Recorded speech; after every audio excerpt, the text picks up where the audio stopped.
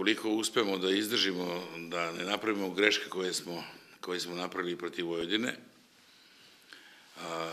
onda jednim strpljenjem možda možemo doći do dobrih rezultata.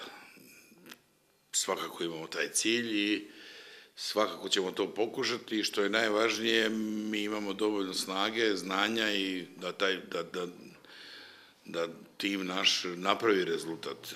Da li će to biti lako? Neće, bit će dosta teško, ali, Bože moj, tu smo, sad ulazimo u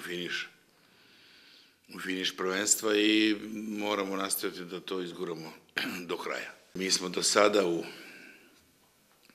ovih 9 i znači nekih 17 utakmica, koliko sam ja u Pazaru, mi smo osvojili 32 boda.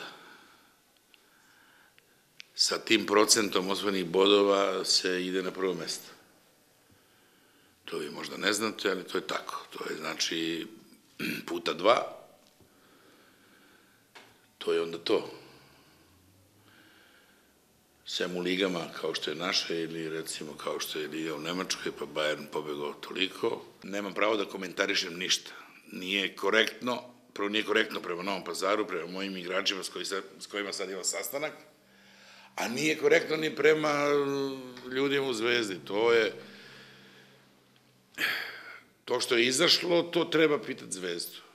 Zato što, znači, kad tako nešto izađe sutra o Novom Pazaru, onda ne pitate Miljana, nego pitate Fudbalski klub Novi Pazar.